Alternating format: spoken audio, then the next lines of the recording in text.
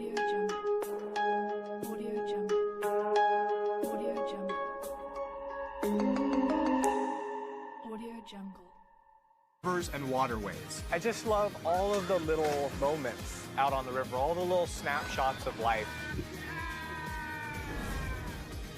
I'm visiting old friends Baby elephants, very playful. and meeting local heroes. She's really not happy with me. To discover this country's unique connection to water How do I go turn the other way? in a whole new way. I've visited a lot of places in Thailand, and honestly, I didn't even know a place like this existed.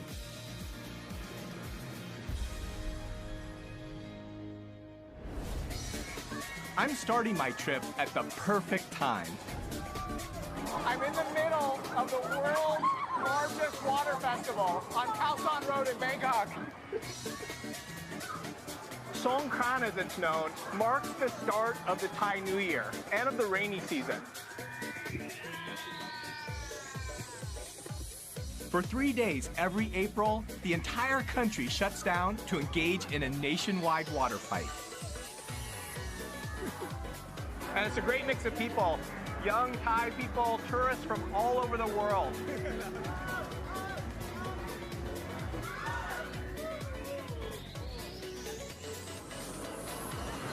It's easy to see why Songkran is Thailand's most popular festival. I want to go and check out the more traditional side of Songkran to get a better sense of the importance of water to people here in Thailand.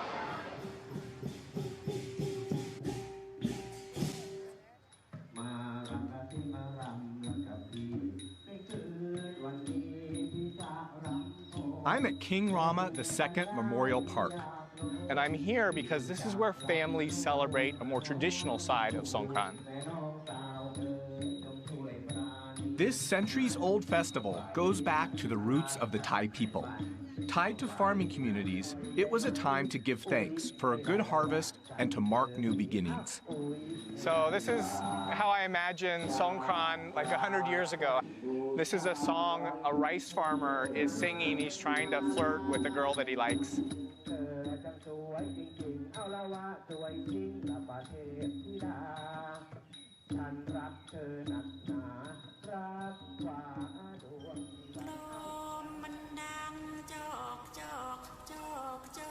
This is the original way of celebrating the Thai New Year, where water is used as a symbol for both cleansing and renewal.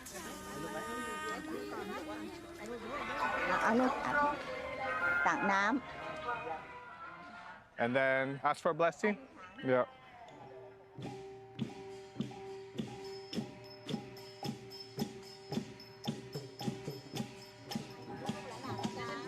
Water is also used to honor one's elders and get their blessings in return.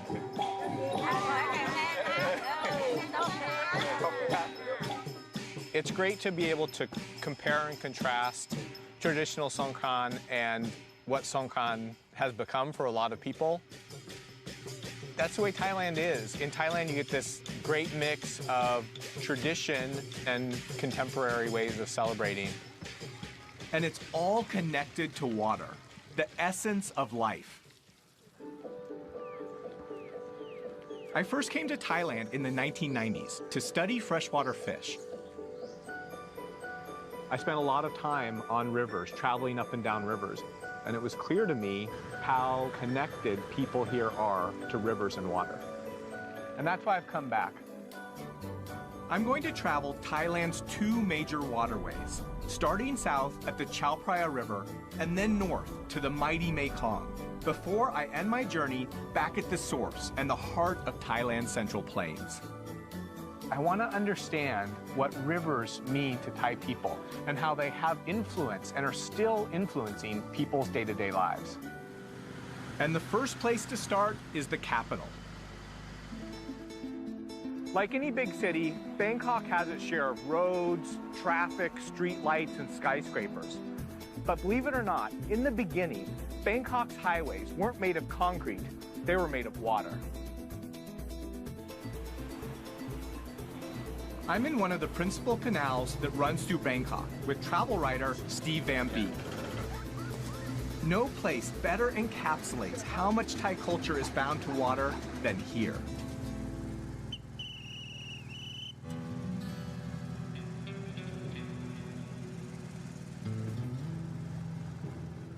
This is the postman? Yeah.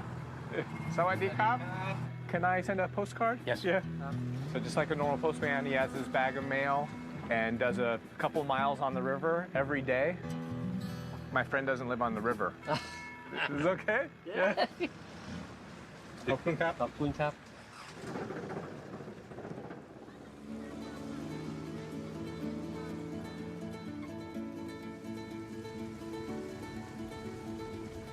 Seems like this is the side of Bangkok that most people don't see. Yes. Life here is still a bit like it was in Bangkok about 30 years ago. In other words, boats are still used to get into these areas that the roads don't reach. It's their principal form of transportation. Steve spent over 11 years living by the river and has seen how water permeates every facet of life here. Water is the lifeblood of the Thais. If you understand the importance of water in the development of Thailand's agriculture, its commerce, its history, etc., and if you look at water values as they take place in daily life and such, I think you have a pretty good understanding of who the Thais are and what's important to them. I can see why Bangkok was once called the Venice of the East. Most of the city once consisted of a labyrinth of canals that were built hundreds of years ago. Thais recognized early on was that instead of being an obstacle, water could actually be a facilitator of economic growth, transportation. Today, these canals have all the modern amenities of a normal city. From postal services to even floating banks. But population growth, urbanization, and pollution have taken a toll on the health of the river, negatively impacting communities and marine life. And not many of these canals have survived. Most of the canals were paved over to make roads. Once we went to road transport, we kind of turned our backs on the river. Though there are communities here who still cherish and celebrate this riverine way of life. I just love all of the little moments out on the river, all the little snapshots of life. Tons of people fishing, kids playing in the water. I mean, literally hundreds of moments, little moments like that, that just make you smile.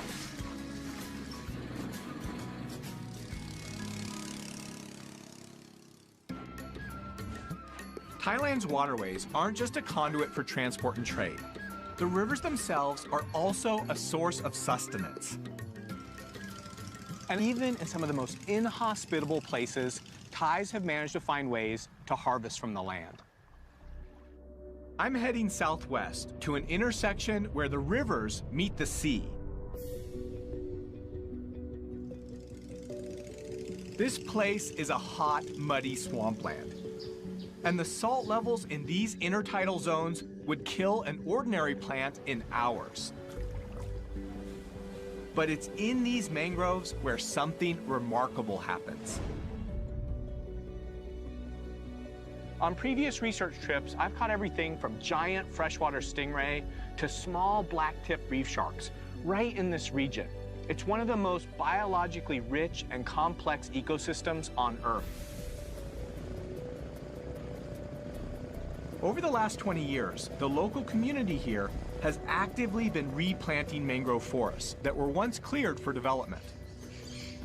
And as the forests has come back, life in this area has come back too. And with the life, people's livelihoods.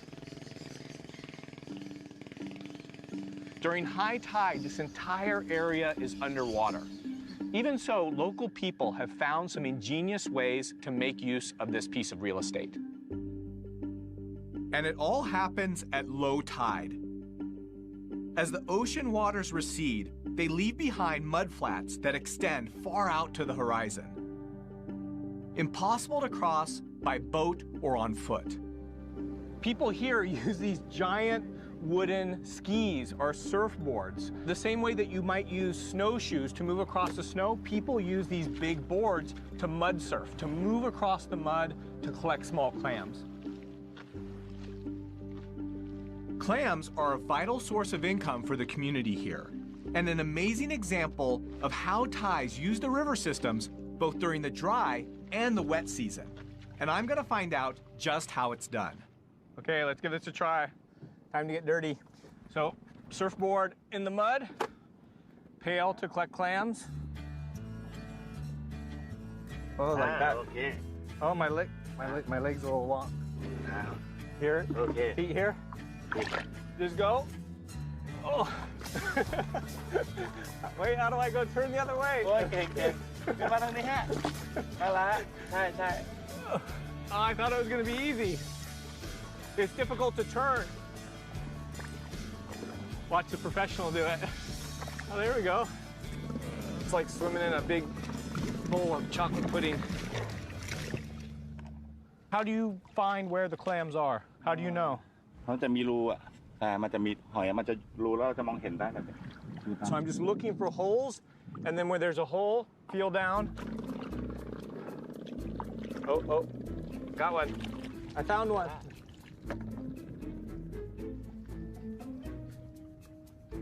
Ah! Reaching down in the hole, more often than not, I didn't get a clam, I got a crab. And as I grabbed onto the crab, they grabbed onto me. Ah! Gotta watch where I put my fingers. The clams we're collecting in Thailand's intertidal zone are blood cockles, small edible shellfish that grow to about 2 inches. This is hard work. It's about 95 degrees, and the sun is pounding down on us. No, ไม่กี่ตัวนะครับ but I have about 5. Hatua. In 4 or 5 hours, how many? Can you get a bucket full? ถ้าเก่งๆก็ได้ประมาณเป็น10กว่าโล10กว่ากิโล 10 kilos, 20 pounds of clams in 4 hours, if you're good. But so far, I only have 6.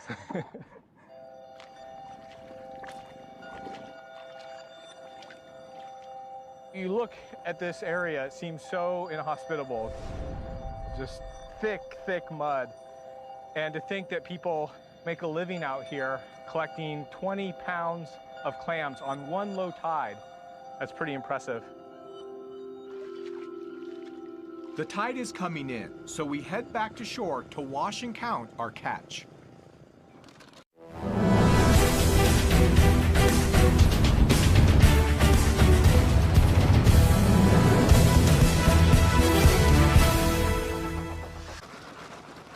So how much can you sell these for? Lola Tarai Cup? 100 baht. 100 baht. So about 100 baht. So about $3 for 1 kilo. I've only collected half that, $1.50 on the market. But now that my work's done, it's time to cool off. This whole location has become a destination for ecotourists. People that come out, they want to see the stored mangrove. They want to see the monkeys. They want to play in the mud. And even the surfboards, they found a way to use them not only for work, but also to have a good time.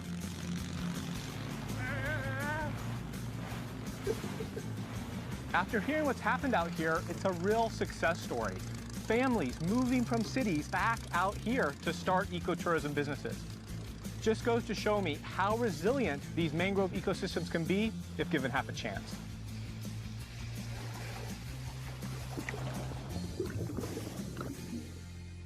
Next, I'm hitching a ride on the river to the ancient capital of Ayutthaya. The Chao Phraya is Thailand's principal river system, and it's helped shape Thai civilization. Kingdoms were founded on its shores, and the river connected ancient cities. Royal barges were the equivalent of the horse and carriage for Thai kings. Artisans typically handcrafted these 130-foot-long boats from a single teak tree, adorning them with gold lacquer and glass jewels. Originally built as warships over 7 centuries ago, today they're used in official state ceremonies, and one has even been declared a maritime World Heritage. The river was also the main highway for commerce and trade. For centuries, barges like this have been transporting construction materials like sand and gypsum, and goods like sugar and rice up and down Thailand's rivers. These rivers were the economic superhighways of the pre-20th century, and barges like these helped build the country. I want to find out why these barges are still needed today, so I figured the best way is to jump on board one. เดี๋ยวเอาเรือนี้ออกไปแล้วไปขึ้นตรงกลางน้ำ First thing I saw when I get on the barge is a dog. And I guess he's feeling territorial because I'm on his boat.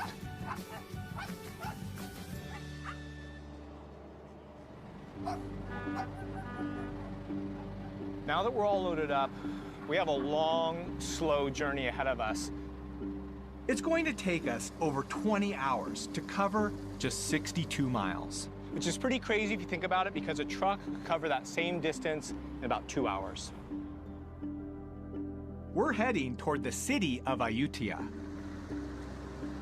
Only 100 years ago, this river was filled with thousands of barges.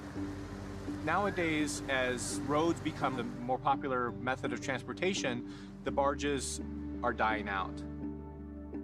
I wanted to ask steersman Pramod what kinds of goods he carries and why. อย่างขนข้าวอย่างเงี้ยมันเอาไปเยอะกว่าประหยัดน้ำมันกว่า And so people still use the river like they did before. ใช่ใช่ถนนก็ไม่ติด I guess it makes sense. You can move more goods more cheaply if you're not in a rush.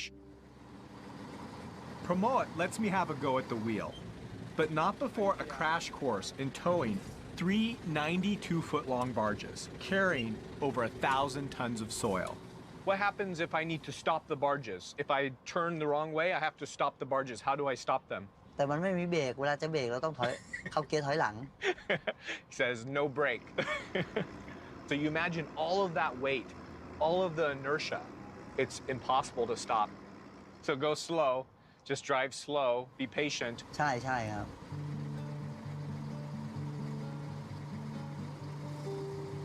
How long have you been driving the barge? ก็นาน30 ปีได้แล้วพ่อแม่ขับเรือปู่ก็เคยอยู่เรือแปลซุงที่จังหวัดน่านล่องมาเมื่อก่อนไม่มีเครื่องไง With only a paddle, it's a 400-mile journey that back then would have taken over a month. Today, Pramod lives a waterborne life, much like his parents and grandparents did. It's a solitary lifestyle, and he could be the last of his family legacy. ปีนึงเราขึ้นไปบ้านไม่กี่วันหลักไปน้อยกับลูกอ่ะ Is that your daughter? ลูกสาวคนนี้ In the middle. What are your kids doing now? ลูกเรียนหนังสืออยู่ In college? Do you think your children will take over? คิดว่าไม่มาหรอกเขาบอกขับยากไม่อยากขับเขาชอบขับรถมากกว่า I'm curious to understand what motivates him to keep doing this. What do you like about being on the boat? อยู่นี่มันชีวิตอิสระแล้วเราก็เราอยู่มาตั้งแต่เกิดเล็กๆแล้วก็ถนัดกว่าคนอื่นมันก็ไม่ต้องไปเป็นลูกจ้างเขา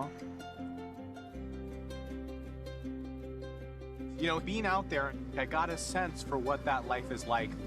In many ways, life on the river is like taking a step back in time. Things seem more calm, more relaxed. Life seems to move at a slower pace. And that feels good. Having said that, I need to reach Ayutthaya before dark. So I say my goodbyes to Pramod and hop on a slightly faster mode of transport. Barges transported materials up and down rivers and helped build the Thai nation. But once goods got to port, there were no trucks or cars to get materials to their final destination.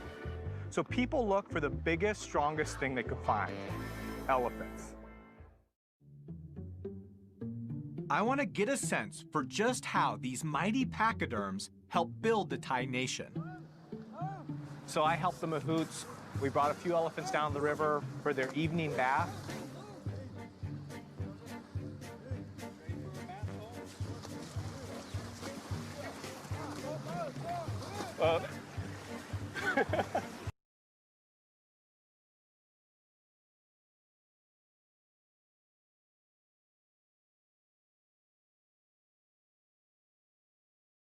Lower pace, and that feels good.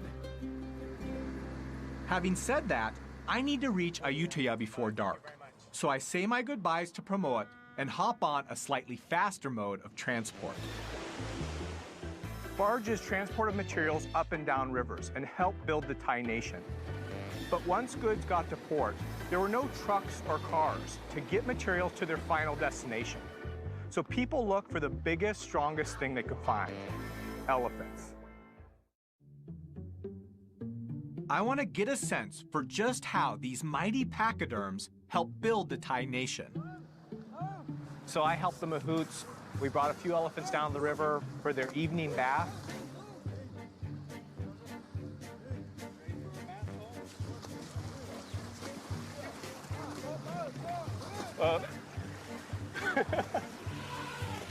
Elephants, they're just these massive, intelligent animals. There's just something about an animal that big and that strong that you have to respect them.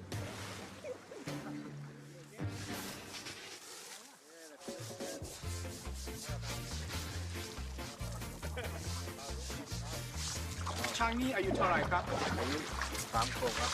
Baby elephants, just like young humans. Very playful. Love the water. Even though we might criticize it now, I can see how these elephants were essential to moving heavy goods. Nothing else in their day could beat them. Northern Thailand, the logs would be cut and elephants would carry them down to the river. The logs would be floated all the way down to Bangkok, a journey that could take up to 5 years. When Thailand banned logging in the late 1980s, the elephants and their mahouts were left without a source of income. And there was a problem until recently in Thailand. The mahouts would take elephants into big cities and keep them up long hours, a lot of times all night, to beg for food from tourists. So the camp that I visited rescued elephants from unhealthy situations and provided them with the food and the care that they need to keep them healthy. Considering there aren't a lot of other alternatives, it's one solution.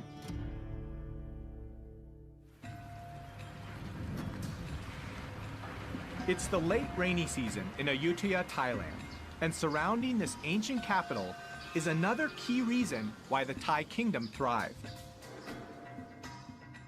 Rice is at the center of life in Thailand. This ancient grain has shaped the history, the culture, and the economy of this country. I'm heading out to the central floodplains to find out how these rice fields provide a seasonal bounty. All of this fertile land around me is part of the Chao Phraya River Basin. And these fields produce enough to feed almost half the Thai population. But it's not just rice you can find in these fields. I met a woman named Mali who offered to show me how to catch fish out of rice fields. Yeah, sounds crazy. Fish in fields. The first step was to catch small frogs. No.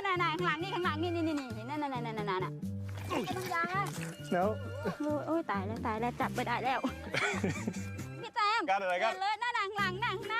We were running through the mud, looking for small frogs. There were little frogs in the mud on the edge of the water, and Molly was just yelling at me,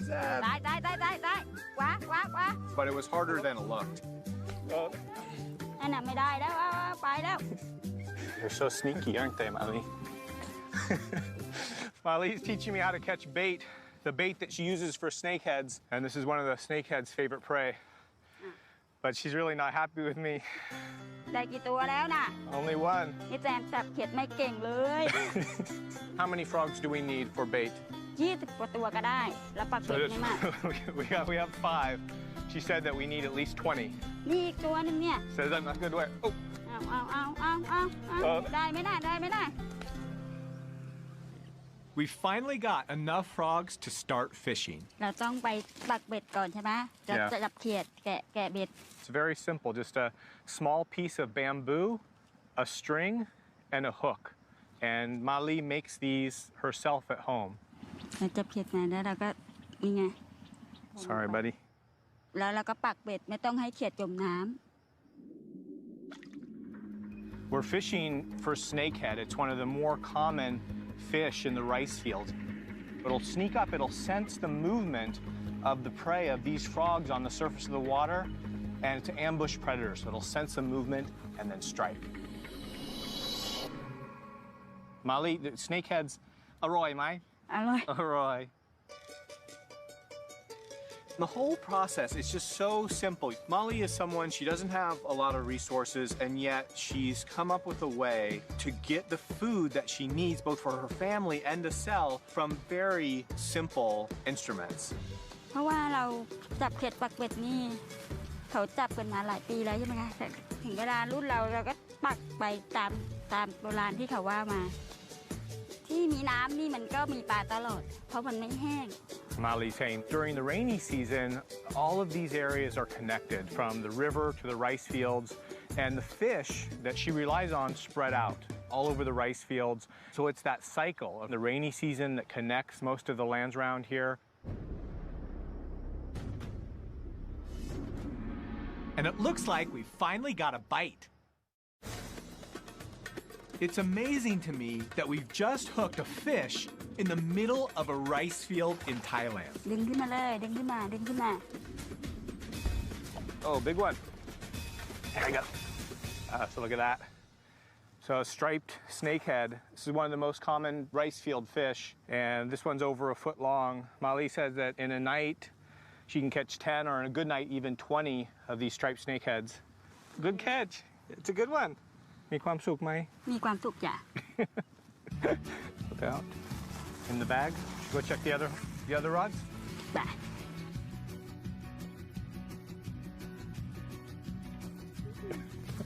You know, think of all the things that she's getting from the water. She's getting fish, the rice, frogs, snails, crabs, shrimp, all supplied to her from a small bit of land that she has and from the river and the water.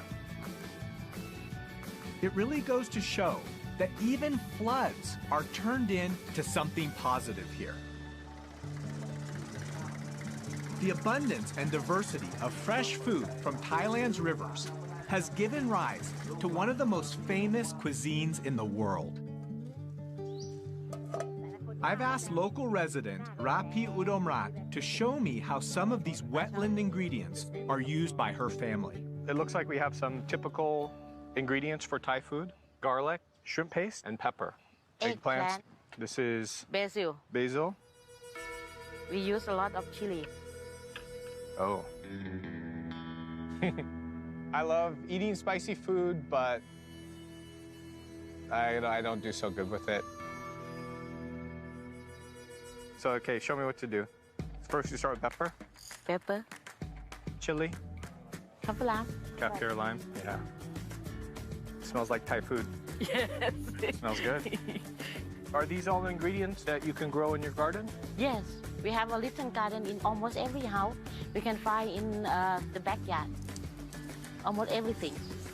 Don't have to pay for. I don't think most people realize, certainly even for me, people living along the water have access to all different kinds of spices, all different kinds of vegetables and fruits, all right there in their backyard. And when families harvest more than they can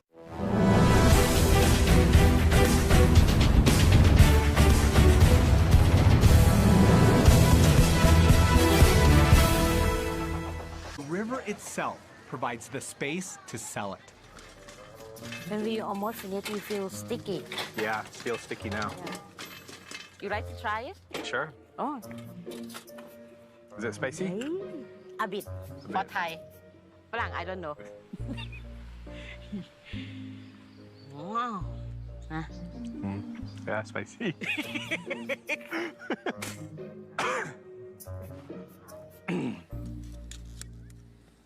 Let's start cooking. What makes Thai food special? เพราะว่ารสชาติอาหารไทยแต่ละอย่างต่างกัน หวาน เปรี้ยว เผ็ด เค็ม Some of the ingredients we're using are only available in this season. เสร็จแล้ว It's done? ใช่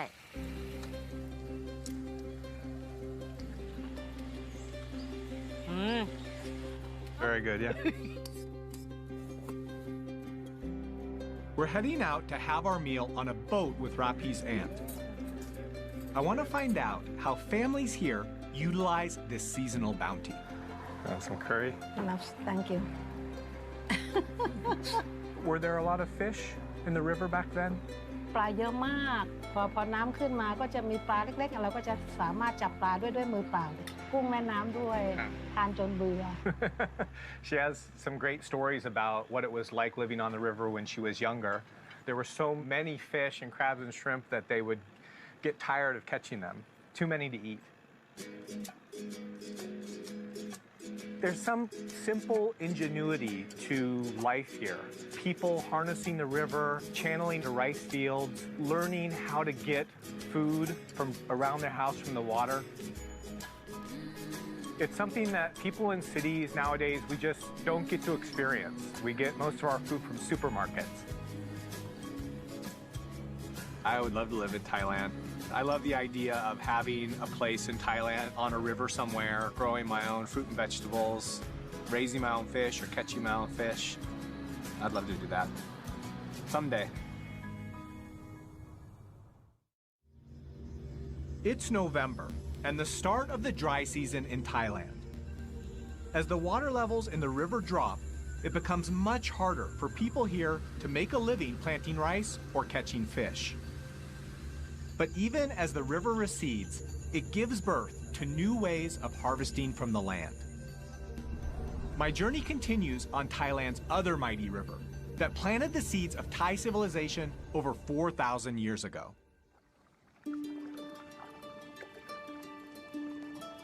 This is the Mekong River. It's one of the largest rivers in the world. It flows for over 4,000 kilometers through 6 countries: China, Myanmar, Laos, Thailand, Cambodia, and Vietnam. It's beautiful here. It truly feels like one of the world's great rivers. Feels more wild, more remote. One of the reasons why the Mekong River is special is the way the river changes from season to season. In the dry season, there are places along the river where you could almost walk across. In the rainy season, the water level comes up by over 10 meters, flooding huge areas of swampland and forest. I've come here in the dry season to see how people have adapted to the changing cycles of the river. As the water levels drop, the fish catch becomes much smaller, but the Mekong leaves behind rich, fertile soil that sustains locals here throughout the dry season. Man, check this out. This is pretty cool. During the dry season, people plant vegetable gardens on the exposed riverbank. You can see long bean, lettuce, cabbage, tomatoes, cucumbers, all in this one plot. Everywhere I look, I still see fishermen casting their nets. So I join a local fisherman, Lung Son, to find out how even at this time of year, people manage to catch fish. First up, the quintessential cast net. Just like that. It looks easy, but it's complicated. So the idea of a cast net, you sort of twist your body, you throw it out, the net expands into a large circle and then drops in the water and sinks down, trapping whatever fish are below the water. Yeah, but it's going to sink into the river. How do I... ต่ำนี่เบี่ยงสิแล้วก็ เหวี่ยงไปเลยเอา Okay, here we go. You ready? Okay, 1, 2, 3. Oh, I caught a boat. หาอยู่ที่ดีเหวี่ยงได้เนี่ยเก่งเลยยอด Lungson tells me that because the catch is smaller in the dry season, fishermen will hedge their bets and set up a whole bunch of different traps. This is a funnel-shaped trap made with bamboo, and there are some strings inside the trap. When a fish swims into the trap, it rubs up against the string, tripping the trap door and trapping the fish inside. We set the trap to check back on later. Next, Loon Son and I retrieve the gill net he set last night. We'll just move along the net from one end to the other, lifting it up and feeling for fish. I don't feel anything yet. ไม่รู้เป็นหรือเปล่าไง Feel something? Oh, here's a fish. Nice. Check it out. Look at this. Decent sized fish. Oh. Got one. Yeah, you happy? This is good size. Probably 1 kilo, about 2 pounds, 2 or 3 pounds. ใหญ่ไหม ปลานี่ใหญ่ไหม ใหญ่ดิ Yeah, so this is big. This is big for him. Our final stop is back at our fish trap. Let's see what we got. โอ้ยตัวเล็กๆตัวใหญ่ไม่ได้นะได้ปลาตัวหนึ่งตัวเล็กตัวไม่ใหญ่ One fish. One small guy. ถ้าได้มาตัวเล็กนี่ก็คำปลาร้า Oh, so you make fermented fish? So this kind of fish he uses to make a local delicacy around here, fermented fish or fermented fish paste. Lucky me, Lung Son brought along a sample. So this is a jar of fermented fish. This fish here, once it's salted and spiced, it could sit for as long as a year. หอมกินปลาเป็นไหม ช้อนตักดีๆชิมดูดีผมจะชิมให้ดูนะ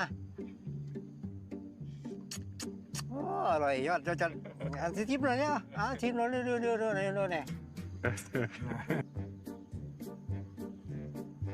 เค็มไหม มันก็เค็มไม่เกลือ It's a full-bodied taste. It's really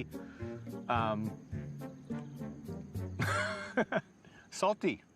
มันถ้ามันไม่นานมันก็เป็นใช่ไหมมันก็คาวเหม็นคาวต้องให้นาน So he's saying that the longer it sits, the better it tastes. So you think about a cheese or a fine wine, and the longer it sits, the more full-bodied it gets. อยากมาอยู่เมืองเชียงคานไหมถ้าอยากอยู่ใช้ชีวิตสบายอยากกินหน่อไม้ก็ขึ้นภูนู่นอยากกินปลาก็ลงโขงแบบสบายแบบพอเพียงแบบว่าพออยู่พอกินแล้วก็พอ It's fascinating to see, at any moment, whether it's the wet or the dry season, people here have learned to make the best of a situation. The Mekong River is the rice bowl of Asia, and I really get the sense that people eat, pray, love, and live with the ebb and flow of the Mekong River. Over the centuries, the Thais have harmonized their lives with the seasons. In recent years, though, dams built upriver have made the flow of water highly unpredictable, disrupting the river's ecology and affecting people's livelihoods. So to make sure that they can survive when times get tough, the Thai Department of Fisheries worked out a solution. I'm heading to the Chiang Rai Fisheries Research Center to find out how they're engineering the nation's huge supply of fish. Inside this pond are tilapia, an African freshwater fish known for its quick growth and plentiful meat. It's probably the most popular cultured fish in Thailand. About 200,000 tons of tilapia are produced in Thailand every year. And the process for breeding them is quite unusual. The breeding program is part of a royal initiative in Thailand. There you go. Tilapia is an easy aquaculture fish, but to maximize their yield, researchers use an extraordinary trick to rear them. Wow. Dua Mia. ตัวเมียไม่มีไข่ Oh, wow. The female fish, their mouths is filled with eggs. So these fish actually keep the fertilized eggs in their mouth. This is a process that I've never seen before. And so what we're doing is we're removing these young fish from the mouth of the adults as part of the breeding process. So how do we get the eggs out of the mouth? Oh, wow. That's crazy. So just shaking the eggs out of the fish's mouth. Oh, here? Oh, wow. Yeah. I mean, 200 or 300 young fish in one adult's mouth.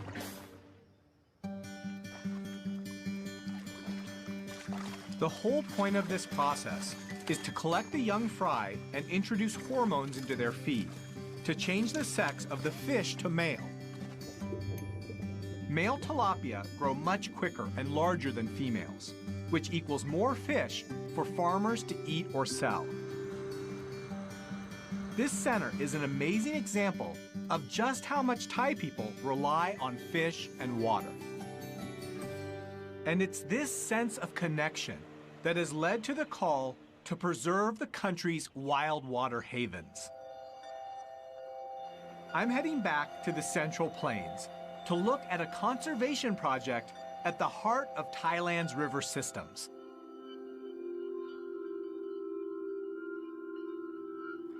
Right now I'm out on a huge expanse of water. It's a big lake that's part of Thailand's largest wetland. It's called Bung Borapet. And it's close to where 4 of Thailand's rivers come together to form the Chao Phraya. And historically, this is a location that was used for hunting and fishing, but more recently, it's been protected as a national park. I'm here with Som Sak Tong Hun from the Fisheries Department to find out more about why this place is so important. ตรงเนี้ยช่วงหน้าน้ำให้เข้ามาให้ลูกปลาเข้ามาเจริญเติบโตซึ่งจะสัมพันธ์กับช่วงหน้ามันก็พอปลาโตก็จะหนาวพอดีก็จะมีนกเข้ามาเราก็จะเห็นว่ามันสำคัญตรงที่ว่าทุกอย่างมันสอดคล้องกัน Bung Borapet is home to dozens of indigenous and migratory bird and fish species. Everything from Siberian ruby throat to ducks that flew here all the way from Pakistan. But I'm here to see something with more teeth. This area used to be home to over 30,000 Siamese crocodiles. But because of overhunting in the 1960s, there are now only about 100 left in the wild here. Are crocodiles important to the Bung Borapet ecosystem? จระเข้เนี่ยนะครับถ้าพูดถึงในแง่แล้วเนี่ยเป็นสัตว์ที่ช่วยควบคุมระบบนิเวศยังเป็นตัวที่จะบ่งชี้ถึงความอุดมสมบูรณ์ Thankfully, conservation efforts here are helping their numbers rebound.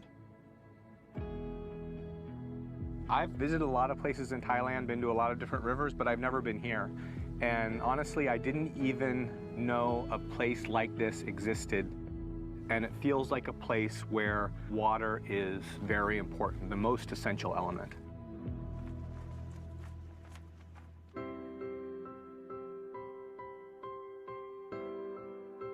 You know, as I travel up and down the river, I feel like each stretch of river captures a different moment in time.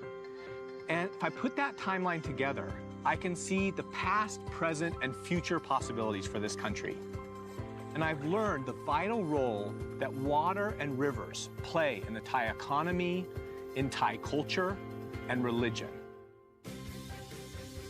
Here in Nakhon Sawan, I've seen how people are starting to think about the river in new ways, how important it is, and taking steps to protect their national